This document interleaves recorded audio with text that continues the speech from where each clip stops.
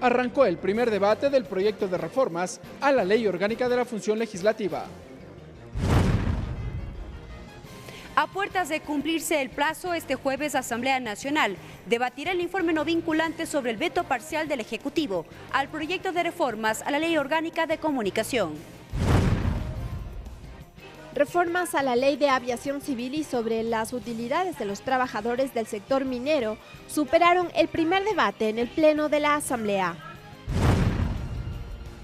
Este 12 de febrero se conmemora el Día Nacional de la Región Amazónica.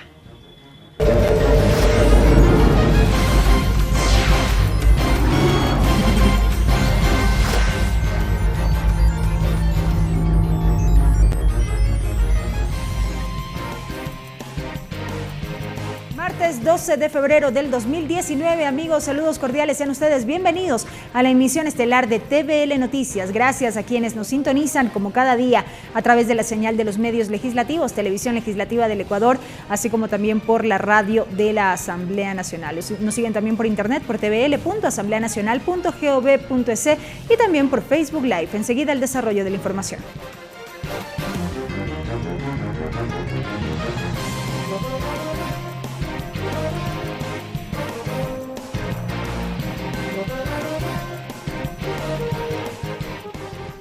Y esta tarde inició el primer debate del proyecto de reformas a la Ley Orgánica de la Función Legislativa. De inmediato vamos a saludar con nuestro compañero Ricardo Bravo, quien está en los exteriores del Salón del Pleno Nela Martínez, donde se llevó a cabo esta jornada, en donde se debatió este y también otros temas. Adelante, Ricardo, buenas tardes. Buenas tardes, Belkis, amigas y amigos. En efecto, esta tarde, como ya lo dijiste, arrancó el primer debate del proyecto de Ley Orgánica de la Función, esta normativa que rige a la Asamblea Nacional. Vamos a conversar con el asambleísta Esteban Torres, legislador. Una buena tarde, bienvenido a la televisión de la Asamblea Nacional. Gracias por estar con nosotros aquí en la televisión, luego de esta larga jornada de trabajo. Asambleísta, como señalábamos, arrancó la discusión de este proyecto de reformas, iniciativa que se discute al interior de la Comisión de Justicia, de la cual usted es parte. ¿Cuál es la impresión que usted tiene de las primeras intervenciones que hubo aquí en el Pleno de la Asamblea Nacional? Una buena tarde, bienvenido. Bueno, buenas tardes a todos. En efecto, hoy se inició la discusión de la reforma en primer debate a la Ley Orgánica de la Función Legislativa, una ley importantísima que regula precisamente cómo se maneja este hemiciclo legislativo y que tuvo algunos aportes del día de hoy. El ponente, algunos miembros de la comisión también participamos, yo participé en el Pleno, pero es un proyecto que evidentemente está en construcción, que necesita mucho debate. Mañana, entiendo, se va a retomar parte de ese debate y lo ideal sería que lo antes posible este informe ya llegue nuevamente a la comisión para que sea la comisión la que ahora sí pueda juntar además iniciativas que se han presentado, incluso una de ellas por parte de la Presidenta de la Asamblea, para que en un proyecto en conjunto nos llegue a segundo debate y podamos, ojalá antes de la instalación del nuevo periodo legislativo en mayo, tener una ley importante y nueva y mejorada para el funcionamiento de la Asamblea Nacional. Varios puntos fueron expuestos en el Pleno, uno de ellos la conformación de un comité de ética, se ha dicho, revisando legislación de Chile, se ha dicho que en ese país existe un comité de ética que rige el Parlamento de Chile precisamente. ¿Cómo funciona? ¿Cómo ustedes han podido observar el funcionamiento de este comité de ética? Bueno, es una de las discusiones más interesantes que tiene esta ley, tanto en el Pleno como en la comisión, y lo que al final está presente en el informe, sin que esto signifique la palabra final, sino que tiene que ser construido en el tiempo, es un comité de ética que básicamente está integrado por más de 3 miembros, que regule, que no sea permanente y que regule, por supuesto, e investigue la actividad de los asambleístas. Esta es una de las fases de esta ley, porque otra corresponde ya al trabajo legislativo como tal y una distinta de la relación de la Asamblea Nacional con estamentos fuera de ella. Una de las diferencias que se establecerá con la Comisión de Fiscalización será que este comité de ética regulará la actuación de los parlamentarios puntualmente. Bueno, respecto a la Comisión de Fiscalización, la propuesta es que sus miembros sean permanentes y que se dediquen a la fiscalización, tal como es su rol, pero sobre todo a temas que están en el Estado y funcionarios. En el tema del Comité de Ética, como le digo, es un tema no permanente, básicamente una comisión multipartidista mejorada, regulada, que permita… 5 integrantes se ha dicho en un principio. De más de 3, se habla por lo pronto de 5, podrían ser de más números siempre y cuando sean impares, y de que su conformación tenga también una representación de minorías, pero que lo fundamental sea, primero, que sirva para la investigación y que tampoco se constituye un elemento de persecución que bien podría convertirse esto de con un mal planteamiento. ¿Los informes que emite o que emita esta comisión de ética serán vinculantes de obligatorio cumplimiento o por el contrario no serán vinculantes para el Pleno de la Asamblea Nacional? Esos son temas que están en discusión, no hay un tema cerrado al respecto. Yo lo que creo es que tiene que ser algo que recomienda también al Pleno. Yo soy de los que defiende que el Pleno es el máximo órgano, no solo para proponer reformas de leyes, sino también para sancionar a los asambleístas. Rescato, sin embargo, una propuesta interesante del asambleísta May Montaño, que hoy mencionó en el Pleno que tal vez sería bueno también regular otro tipo de sanciones, no solo los 30 días de la destitución, sino puede ser una suspensión por 6 meses o hasta un año, para tener un rango en el cual el CAL, y eso sí está de acuerdo toda la Asamblea de lo que se entiende hasta ahora, siga manteniendo las facultades para sancionar, pero con la recomendación y con los lineamientos de un comité de ética. Se habla mucho sobre el número de votos que se necesitarán para destituir a un legislador. En los casos que hemos podido observar en los últimos meses, se ha evidenciado que con 70 votos ya un legislador puede perder esta calidad. Ahora se habla de que tendría 91 votos. ¿Cuál es su criterio?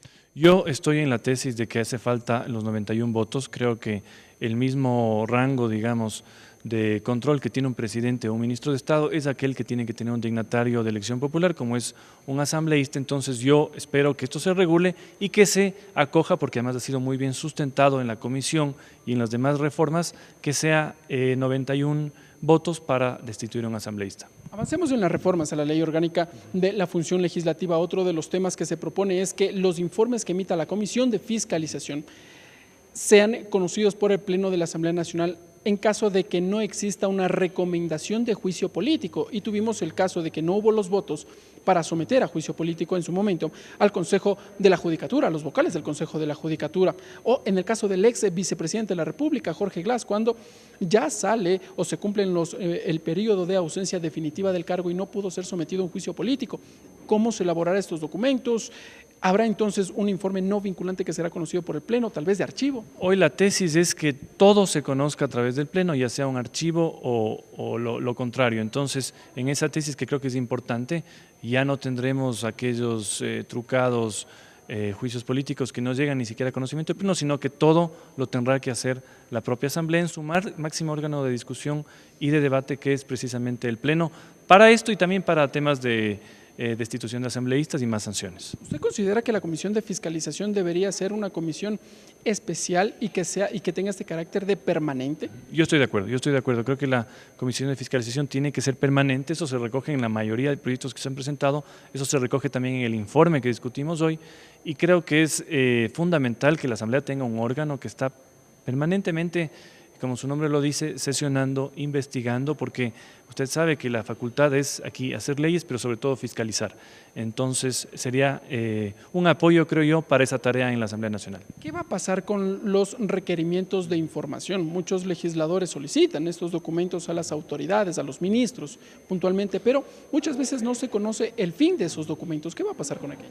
Bueno, se está regulando un poco el tiempo, unificando con otras leyes para que sea en un periodo de no menos de 10 días este requerimiento de información, que además es una facultad importante para los despachos y para los asambleístas para generar procesos de investigación.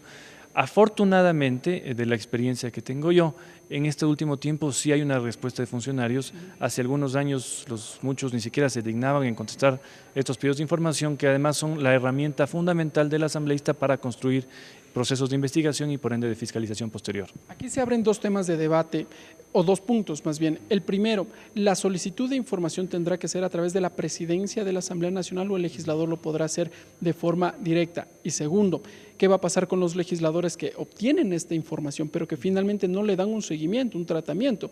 En el periodo atrás o en periodos anteriores se conocían que legisladores hacían solicitudes de información al menos de un número de 1000 solicitudes. ¿Pero qué es lo que pasa con esos documentos? Bueno, esa facultad ya depende de cada asambleísta si lo hace por mero show o para llegar a las estadísticas de que está haciendo algo. Sin embargo, esa herramienta es fundamental precisamente para construir el trabajo legislativo. Ahora, yo soy de la opinión también de que un asambleísta como tal puede pedir directamente sin que pase el filtro, digamos, si se puede decir, de presidencia. Para ser directo, dice usted. Exacto, yo estoy en esa tesis, pero como le digo, la discusión que continuará en estos días y que cambiará, yo creo, de forma general del proyecto, porque vamos a tener en el segundo debate, yo creo que algo completamente distinto a lo de ahora, tratará ese tema y será un punto de discusión que espero también que los asambleístas den su opinión en el Pleno en estos días. Bueno, el debate de las reformas a la ley de la función legislativa tiene un sinnúmero de puntos, sin duda, pero también existe otro, esta solicitud de cambio en el orden del día. También se ha criticado que en muchas de las ocasiones, en una sesión que está previo a instalarse, la secretaria da lectura a un sinnúmero de pedidos de cambio del orden del día, lo que dificulta el tratamiento de los puntos ya acordados previamente. Y muchos de estos cambios obedecen a resoluciones de temas coyunturales. ¿Se busca normar aquello?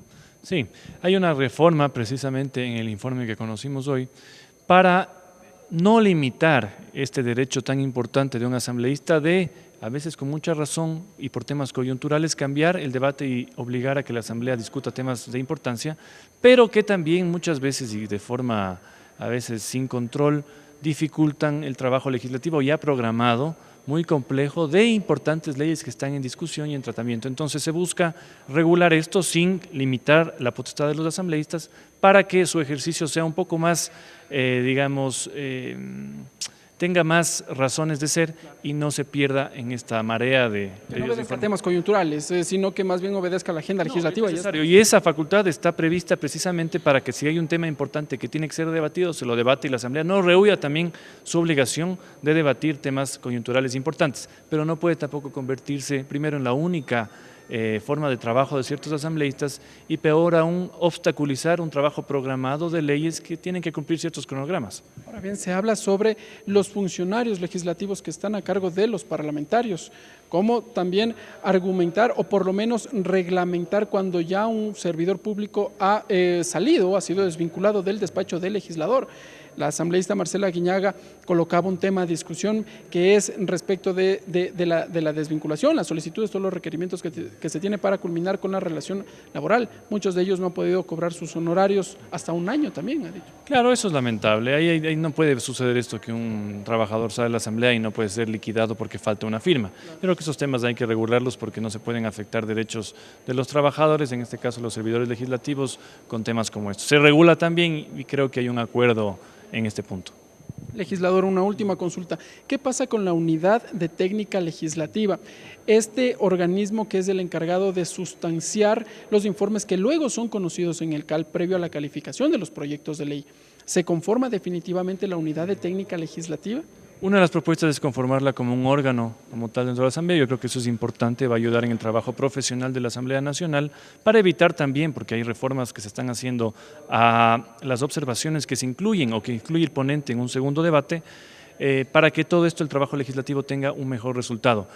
Sin perjuicio, por supuesto, de una unidad también que se quiere crear respecto del presupuesto para observar precisamente cuánto genera cada ley o qué peso tiene en el presupuesto o en el erario nacional, que es importantísimo, porque muchas veces se cometen errores, una especie, digamos, de populismo legislativo por favorecer tal o cierta cosa, y no se saben las consecuencias, que son generalmente económicas y con un gran peso para el Estado. Muy bien. Asambleísta Esteban Torres, le agradecemos por estar con nosotros en la televisión de la Asamblea Nacional. El legislador nos ha entregado varios de los detalles, algunos de los elementos que conforman este proyecto de reformas a la Ley Orgánica de la Función Legislativa. Recordar que la sesión fue suspendida esta tarde y está previsto que este día miércoles continúe la discusión. Se habla también que una vez que se cierre este primer debate, la Comisión de Justicia recibirá las observaciones, incorporará también los nuevos proyectos de reforma que han sido remitidos hasta esta mesa legislativa. Nos ha adelantado el legislador Esteban Torres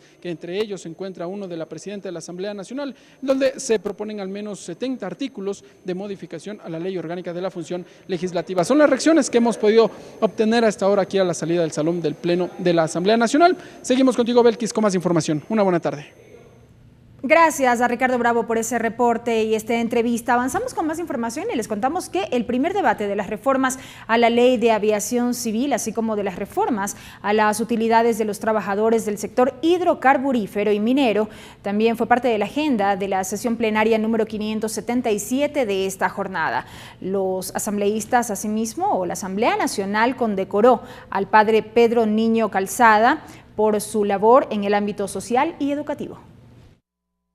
Culminó el primer debate de las reformas a la Ley de Aviación Civil y al Código Aeronáutico, que tiene que ver con la Junta Investigadora de Accidentes.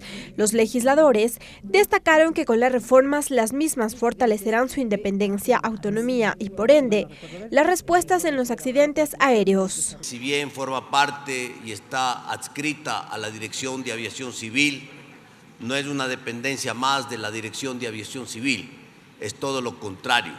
Tiene que tener autonomía, tiene que ser independiente para que pueda llevar estos procesos con absoluta transparencia y claridad. Por lo tanto, el proyecto que se debate hoy en este pleno propone soluciones para la investigación de accidentes aéreos desde la obligación del Estado y las adecuaciones a las normas que nos exige el Consejo de Organización de Aviación Civil Internacional, del que somos suscriptores y miembros.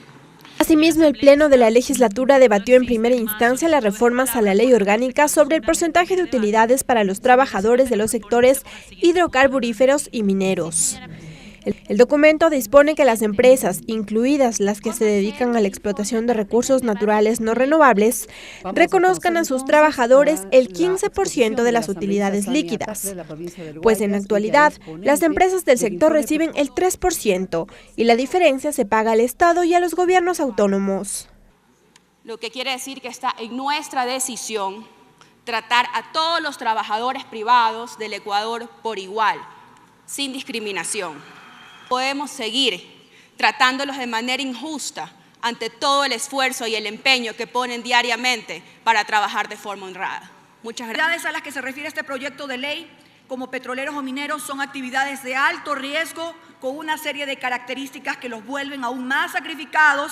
Por eso, esta asamblea debe demostrar ese apoyo para que ellos puedan cobrar sus utilidades líquidas sin que el Estado se siga llevando la parte que les corresponde. Previo al debate, el Pleno de la Asamblea recibió en comisión general al presidente del colectivo Va por Ti Trabajador Petrolero, quien expuso a los legisladores la lógica de su trabajo y los sacrificios que este implica, por lo que dijo es justo que se reconozca la totalidad de sus utilidades. El trabajador petrolero tiene una personalidad fuerte. Su trabajo requiere de alta preparación técnica, concentración en la tarea y fortaleza para convivir, en el mejor de los casos, la mitad de la vida lejos de sus seres queridos.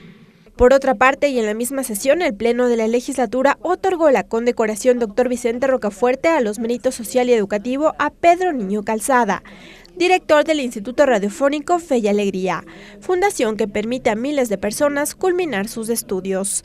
Lorena Espinosa, TVL Noticias.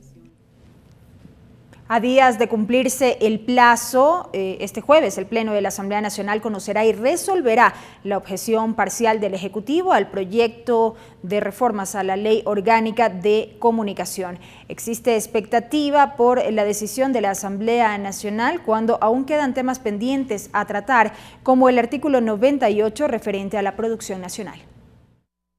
Desde la Comisión de Derechos Colectivos se genera expectativa por el debate del informe no vinculante del veto parcial del Ejecutivo al proyecto de reformas a la Ley de Comunicación, en particular al artículo 98 sobre la industria nacional de producción audiovisual.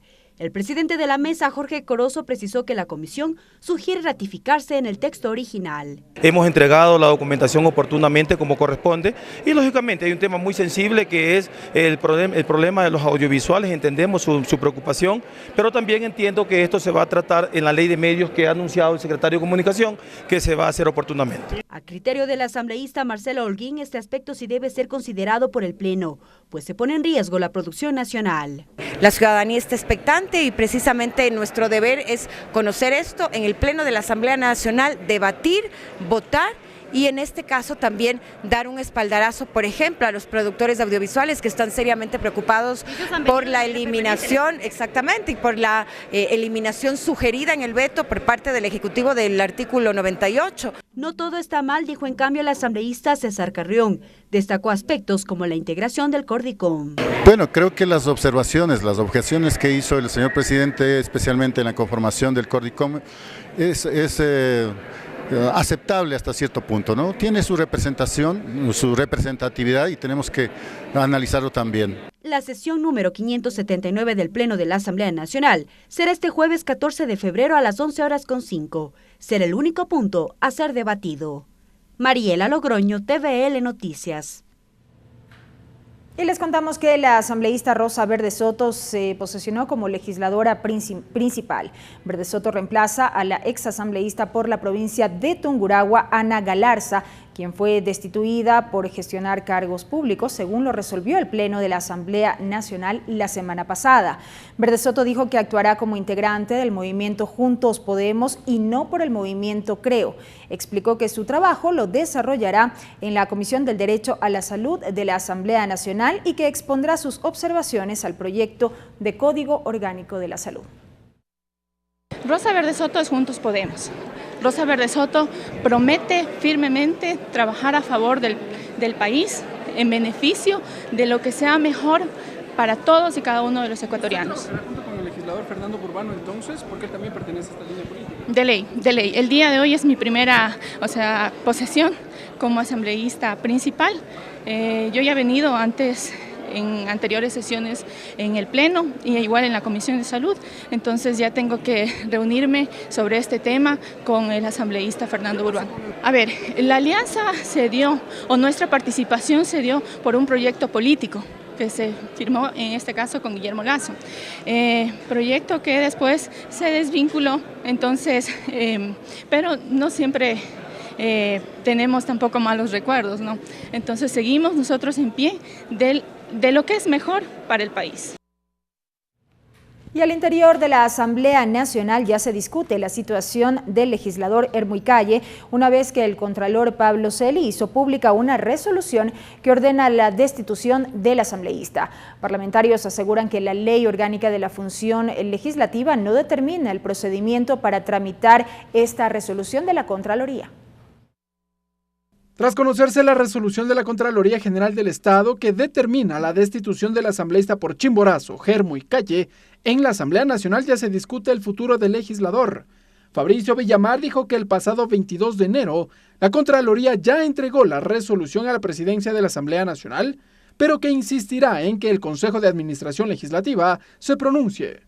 Que el CAL me permita sustentar mis argumentos de tal manera que tengamos claridad sobre el procedimiento jurídico y en función de eso el CAL le disponga a la presidenta de la Asamblea que cumpla con la disposición del Contralor.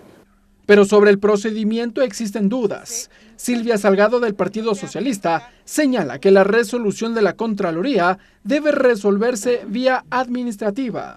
La Asamblea no tiene determinado en la ley o en su ley la responsabilidad de ejecutar esto. Yo creo que le corresponde a la propia Contraloría. Mientras que otros legisladores sostienen que es el Pleno de la Asamblea el ente encargado de pronunciarse sobre el futuro de los parlamentarios. Órgano deliberativo que toma las decisiones en cuanto a la pérdida de la calidad de asambleísta es el Pleno de la Asamblea Nacional. Entonces, si alguien debería tomar una decisión respecto a eso, es el Pleno de la Asamblea Nacional. Por su parte, el asambleísta Hermuy Calle se defiende de las acusaciones del Contralor. Insiste en que en su impugnación fue admitida por el contencioso administrativo. Yo he impugnado, ya he informado al CAL y a la señora presidenta de la impugnación que me asiste a mí como derecho. Porque las prohibiciones en las que incurre el legislador son las siguientes. En primer lugar, el Código de la Democracia que impide la utilización de bienes públicos para ejercicios proselitistas. Segundo, la Ley Orgánica de Educación Superior que impide la utilización de espacios de educación para campañas proselitistas. La Contraloría acusa al legislador Hermuy Calle por usar un espacio público, supuestamente con fines proselitistas. El legislador lo niega. Ricardo Bravo, TVL Noticias. Y en otro tema, les contamos que el Gobierno Nacional no descarta analizar un posible estado de emergencia frente a la situación de violencia contra las mujeres. La ministra del Interior, María Paula Romo, señaló que se reunirán con diversas organizaciones sociales que formularon esta propuesta. La ministra del Interior, María Paula Romo, confirmó la cifra de mujeres asesinadas en lo que va este 2019. En realidad creo que van 10 y los que no se cuentan son los que evitamos. Este fin de semana la Policía Nacional evitó 3 femicidios. Según dijo, el gobierno nacional no descarta analizar un posible estado de emergencia a la situación de violencia contra las mujeres. Entonces, si lo que estamos hablando es de crear una alerta especial, nosotros coincidimos con esa alerta especial, pero me gustaría enterarme más de qué implicaciones tiene el hablar de una declaratoria de emergencia, porque no son exactas.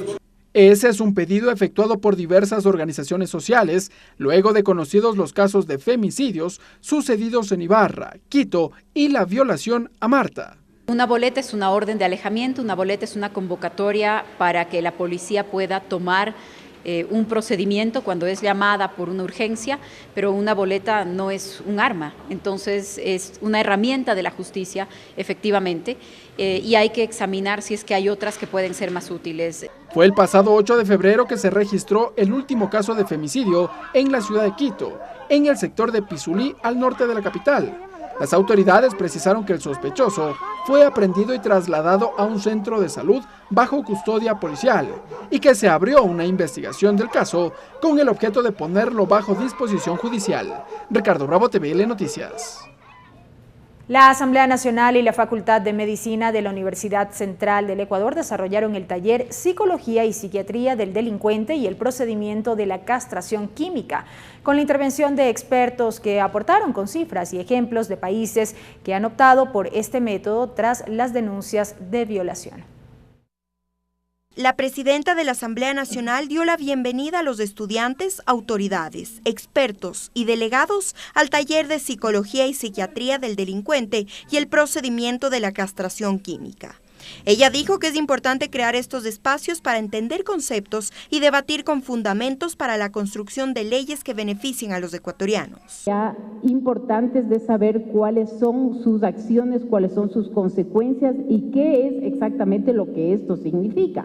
No podemos entrar a un debate sin saber efectivamente de qué estamos hablando cuando planteamos una situación como esa. La presidenta del Legislativo, Elizabeth Cabezas, mencionó que la Asamblea Nacional está reformando el COI y estos aportes nutren el debate, ya que las reformas y las leyes se construyen en conjunto. Que nos ayuden a entender y a comprender el alcance que este tipo de medidas pueden tener en un momento determinado, si es que así fuese, una decisión de la Asamblea de procesar o de aprobar esta y algunas otras iniciativas que están encaminadas justamente a estas alternativas de endurecimiento de penas y de acciones como la que hemos comentado. Agradeciendo la iniciativa de la presidenta de la Asamblea Nacional, el decano de la Facultad de Ciencias Médicas de la Universidad Central se dirigió a la audiencia. Él dijo que el trabajo del Parlamento y la academia construyen mejor resultados en cuanto a la creación de leyes. Saludamos la iniciativa del Parlamento, de la Asamblea, de compartir con la academia la preocupación sobre un tema de dolorosa actualidad, la conducta delincuencial, vista a través de la psicología y la psiquiatría del delincuente.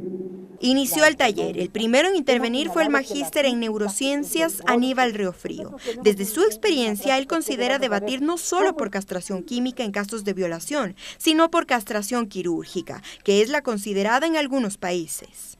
Esto hablamos de la libido, hablamos de la erección y hablamos de todo lo que significa la sexualidad como tal. Fue el turno del doctor Genaro Ayala, quien expuso sobre los aspectos psiquiátricos de la violencia intrafamiliar y cómo combatirla. Todos sabemos que el núcleo de nuestra sociedad es la familia. Si tenemos una familia fuerte, robusta, consolidada, donde hay respeto, donde hay amor, donde hay consideración, esta sociedad se vuelve fuerte. Cerca de 1 hora duró este taller, que busca el aporte de diferentes expertos para la construcción de leyes que beneficien a los ecuatorianos. Tatiana Sonnenholzner, TVL Noticias. Momento de una pausa, amigos. Al volver, más información. Quédese en nuestra sintonía. Regresamos con TVL Noticias, emisión estelar, luego de la siguiente pausa promocional. Continuamos con TVL Noticias, emisión estelar. Avanzamos con más noticias, amigos. Gracias por acompañarnos. El Gobierno Nacional defiende la compensación como estímulo para quienes brinden información que ayude a recuperar los recursos mal habidos. La propuesta se enmarca en el proyecto de ley de lucha contra la corrupción que tramita la Comisión de Justicia y Estructura del Estado. Solo la secretaria jurídica de la presidencia, Joana Pesantes, llegó a la Comisión de Justicia a pesar de que estaban invitados también el secretario anticorrupción, Iván Granda, y la fiscal subrogante, Ruth Palacios. Ellos debían explicar el proyecto de ley de lucha contra la corrupción de iniciativa del Ejecutivo y que la Comisión de Justicia trabaje en el informe para segundo debate. Pesantes sostuvo que la iniciativa será una herramienta que servirá para acabar con la impunidad. Lo que buscamos es que existan normas civiles, administrativas, penales que nos permitan hacer esta lucha contra la corrupción. Detalló artículo por artículo de la iniciativa y explicó que se plantea un estímulo del 20% como compensación para quienes entreguen información precisa que permita recuperar los recursos mal habidos fruto de la corrupción. Porque si usted, no sé si lo conozca o no, pero en el caso de la recompensa a los más buscados, nunca lo ha pagado la Fiscalía, lo ha hecho el Ministerio del Interior. Sobre este punto, los legisladores discreparon. Y si el denunciante no entrega información verídica, si se trata de un engaño, ¿qué pasa con eso? ¿Por qué se llegó a 20? ¿Por qué no es 14? ¿Por qué no es 15? ¿Por qué no es 18? ¿Por qué no es 25? O sea, ¿en qué momento procesal o no procesal o antes? Porque yo lo que vi de su diapositiva, esta es una compensación extra procesal. Joana Pesantes indicó que en otros países ya se aplica el monto del 20% de la cantidad del dinero por ser recuperado. Y hemos visto que es un porcentaje que a nivel mundial se puede considerar como un porcentaje, diríamos así, que a quien va a otorgar esa información y todo, le puede ser, digamos así, tal vez le puede interesar con porcentajes así. Con porcentajes menores no se ha tenido buenos resultados. La Comisión de Justicia trabaja en la construcción del informe para segundo y definitivo debate del proyecto de ley. Ricardo Bravo, TVL Noticias. Para el mes de marzo, la Comisión Ocasional de Desaparecidos contará con el informe para el primer debate del proyecto de ley de actuación integral en casos de personas desaparecidas. En el análisis de esta propuesta se generan nudos críticos con respecto a la capacitación del personal de la Fiscalía, registro de personas desaparecidas, terminología, entre otros. Artículo por artículo del proyecto de ley de actuación integral de personas desaparecidas es analizado por la Comisión Ocasional de cara a la elaboración del informe para primer debate. Hasta el momento, según Absalón Campoverde, titular de la mesa, más del 40% ha sido incluido al texto original. Uno de los temas más debatidos es el registro. El registro civil es la entidad que tiene bastante avanzado esta situación, que ustedes saben, por la situación de cedulación, tienen las huellas y tienen todo.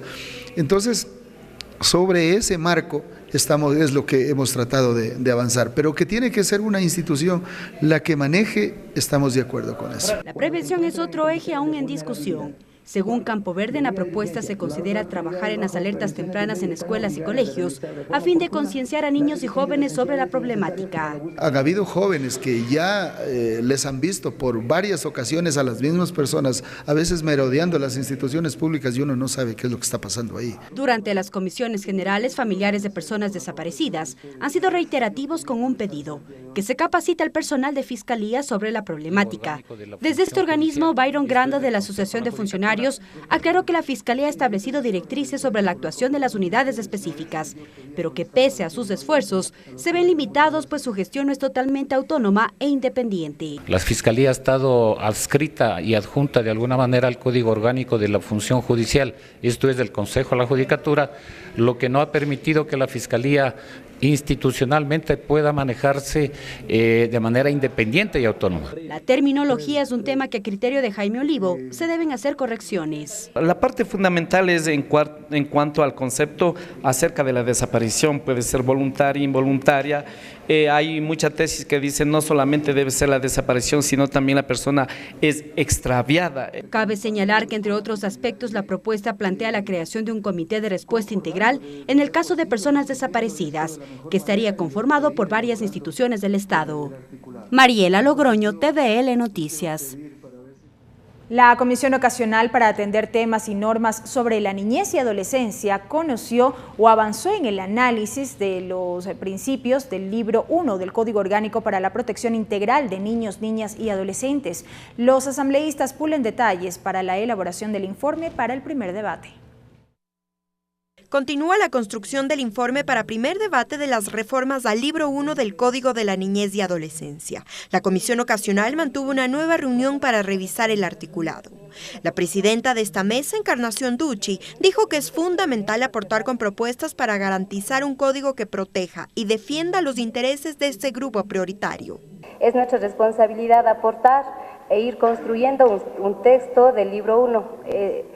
De su lado, el vicepresidente de la Comisión, Franklin Samaniego, dijo que un punto importante dentro de estas reformas es resolver las interpretaciones, pues eso resta responsabilidad a las autoridades. Él tiene derecho a recibir información acerca de sus progenitores y familiares ausentes, salvo que fuera perjudicial para su bienestar. Sin embargo, que esto es un tema muy particular, pero yo sí creo que hay que ir transversalizando el tema de la escucha en relación al ejercicio también de sus derechos y de los temas que se van planteando. La asambleísta Brenda Flor dijo que en la construcción de este cuerpo normativo deben primar los derechos de los niñas, niños y adolescentes. Que se trata de precautelar el interés superior del niño. En todo caso, pido se revise este párrafo para que se cambie el texto. Por ejemplo, y se clarifique en la palabra posibles interpretaciones. La Comisión Ocasional de Niñez y Adolescencia continuará con el tratamiento de reformas al Código. Para la próxima reunión planean recibir en Comisión General a representantes de instituciones y organizaciones interesadas en proponer reformas. Tatiana Sonnenholzner, TVL Noticias. La Comisión Ocasional que tramita las reformas a la Ley de Tránsito ha centrado su labor en los ejes de participación ciudadana, seguridad vial y tecnología. Esta mesa parlamentaria rindió cuentas de su gestión en la mañana de este 12 de febrero. En la rendición de cuentas desarrollado entre enero y diciembre del 2018, Fafo Gavilanes, presidente de la Comisión Ocasional de Tránsito, enfatizó la necesidad de realizar una reforma integral a la Ley de Transporte Terrestre. Ha habido un comprometimiento de los colegas asambleístas de nuestra comisión y también hemos hecho el acercamiento con los colegas asambleístas de la Comisión de Justicia para empezar a trabajar en esa reforma tan importante. La propuesta recoge ejes de tránsito, transporte terrestre, seguridad vial y tecnología, dijo Gavilanes. El eje de tránsito, donde hablamos de licencias, su obtención, de categorización, de pérdida, de recuperación de puntos. Durante el recorrido por el país, Gavilanes dijo que existe preocupación por el sistema de recuperación de puntos en las licencias de conducir. Pero también existe del lado de que a través de la Agencia Nacional de Tránsito yo tengo 0 puntos, pero por arte de magia ya tengo 30. ¿Qué está pasando? Fue en diciembre del 2018 que el Pleno de la Asamblea Nacional arrancó con el primer debate del proyecto de reformas a la Ley de Tránsito. En 2018 la comisión realizó 39 sesiones, 30 mesas técnicas, recibió a 68 autoridades y 62 representantes de la sociedad civil. Ricardo Bravo, TVL Noticias. Y esta jornada la Comisión de Educación efectuó una mesa de trabajo con varios artistas, organizaciones de la sociedad civil e instituciones públicas para analizar las reformas a la Ley de Cultura que busca la promoción de artistas nacionales. Hasta el próximo 3 de marzo, los involucrados deberán entregar sus observaciones a esta mesa legislativa. El proyecto de reformas a la Ley de Cultura establece que a fin de fomentar la creación y producción de los servicios artísticos y culturales nacionales, los gobiernos autónomos contraten únicamente a artistas ecuatorianos para efecto de actos públicos que organicen por motivo de celebrar fechas cívicas, conmemoraciones de sus respectivas circunscripciones, que se realicen con fondos públicos. Desde el Ministerio de Cultura aseguran que la problemática está desenfocada y existen inconvenientes en temas de ejecución. El problema no es que venga Metallica a las fiestas de Quito. El problema es que a tu artista local le des un bolón por tocar, ¿no? Es decir, ningún artista va a decir que no venga a la Filarmónica de Berlín, si viene. Es decir, lo que pasa es que si a mi agrupación luego usted no le paga cuando viene. La Vivi Parra, artista ecuatoriana, considera que el trabajo nacional se ha visto perjudicado y aunque asegura apreciar el talento internacional, es momento de apoyar a los nuestros y dar valor que se merece. No es justo que uno cree, uno componga, uno le dé toda su pasión, su composición para que no sea valorado. Por eso cuando yo veo gente como Colombia que está teniendo mucho éxito en la música, gente en México, tienen éxito porque son nacionalistas, porque aman lo de ellos, porque ellos primero consumen lo de su país. Luis Beltrán, presidente de Salime, coincide en que existe desproporcionalidad en el pago a artistas nacionales y que se desvaloriza el talento nacional. ¿Por qué en muchas ocasiones, alegremente, contratamos a un artista, Sting, le pagamos $2 millones y el resto de artistas nacionales, cómanse la camiseta?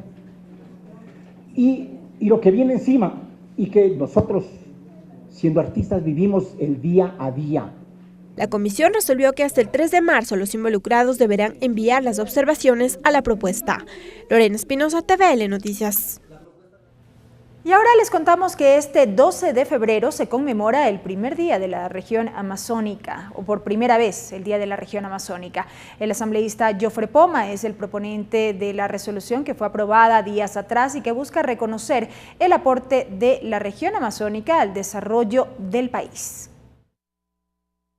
El 12 de febrero se conmemora el Día de la Región Amazónica. Así lo decidió el Pleno de la Asamblea Nacional la semana pasada cuando aceptó con 102 votos la resolución del asambleísta Jofre Poma, que exalta y reconoce el aporte de este sector al desarrollo del país. El proponente de esta iniciativa y asambleísta por Sucumbíos, Jofre Poma, saluda a la región amazónica en su día y reconoce la importancia de recordar el aporte que ha hecho esta región. Hoy, 12 de febrero, celebramos lo más bonito que tiene el país, la belleza de las nacionalidades, la gente en la Amazonía ecuatoriana.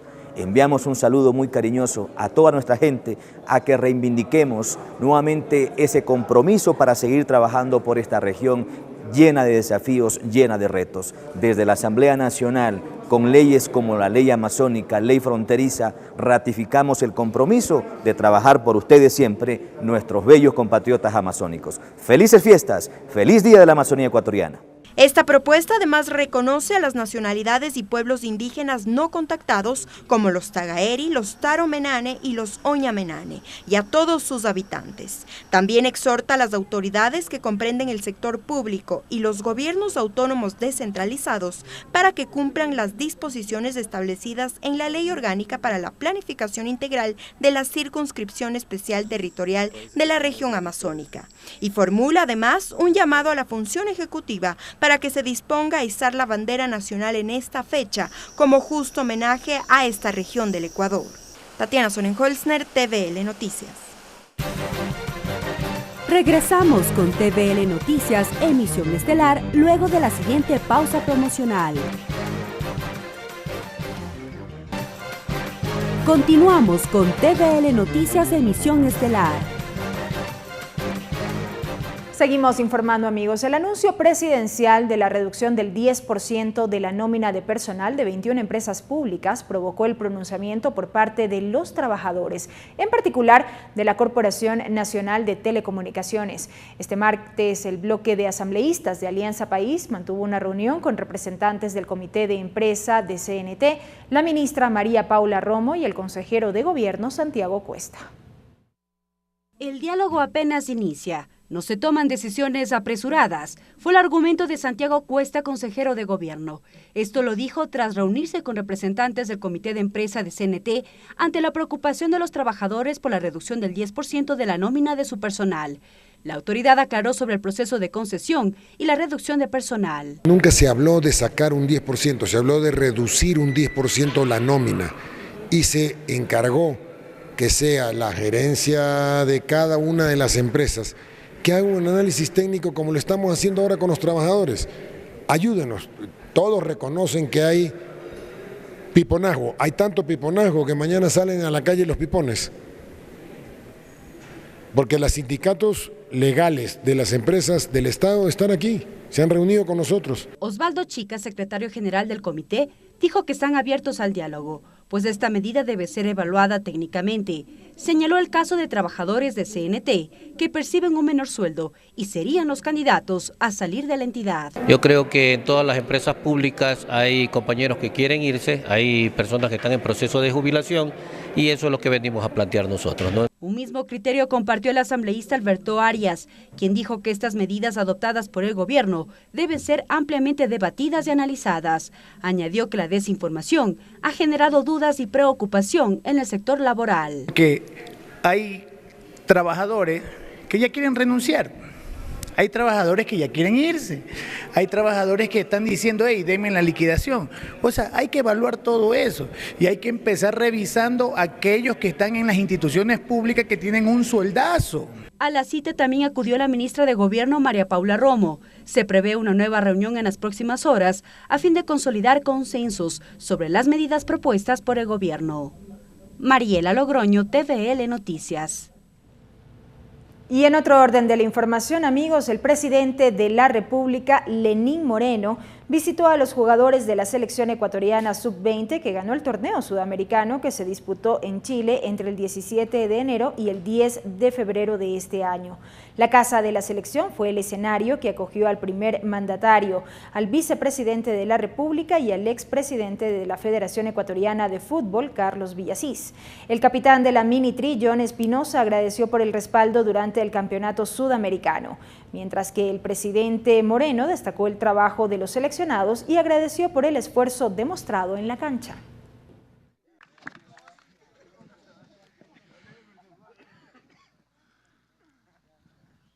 Si hay algo realmente importante en un equipo es precisamente eso, la definición de equipo. Nadie es tan importante como el equipo completo, decía Alfredo Di Stéfano. Y lo complementaba bastante bien el extraordinario futbolista Zinedine Zidane. El momento en que decía, tú puedes ser el mejor jugador del mundo, pero si no juegas en equipo, no eres nadie. Ese es el espíritu que debe albergar a este deporte que no es un deporte individual, es un deporte colectivo. Y cuando hablo de deporte colectivo me refiero a la totalidad.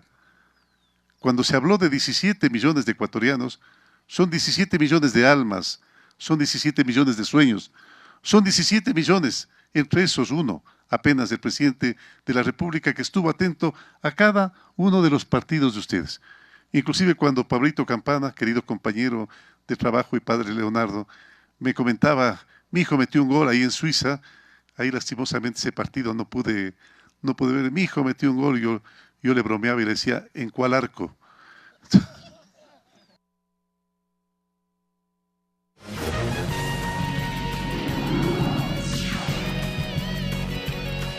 Agenda de actividades. Rápidamente, amigos, la revisión de la agenda de actividades de la Asamblea Nacional para este miércoles 13 de febrero de 2019, 8 de la mañana, el Grupo Parlamentario de Inclusión, Masificación y Fortalecimiento del Deporte recibe a Adriana Sotomayor, secretaria del Deporte. Varios temas a tratar: el presupuesto 2019 para la Secretaría del Deporte y Planificación, la estructura orgánica vigente de la Secretaría del Deporte, así como también el Plan Estratégico de Desarrollo del Deporte. Será en el 6º piso, Palacio Legislativo. 8 de la mañana también, sesión de la Comisión de Biodiversidad abocará conocimiento de la resolución para la mitigación de los efectos causados por el desalojo de sedimentos del embalse de la Central Hidroeléctrica Manduriacu y la conformación de la subcomisión de conformidad a lo establecido en el artículo 1 de esta resolución. También abocarán conocimiento de la resolución mediante la cual se califica el proyecto de reforma a la Ley de Minería y avanzarán en el análisis y debate de las propuestas de reforma presentadas a la Ley Orgánica de Recursos Hídricos, Usos y Aprovechamiento del Agua. Será en el 7º piso. 8 de la mañana, Comisión de Participación Ciudadana recibe a la Asociación de Excombatientes del CENEPA sobre la situación de los compatriotas que participaron en el conflicto bélico con Perú en el año 1995. Será en el 6º piso.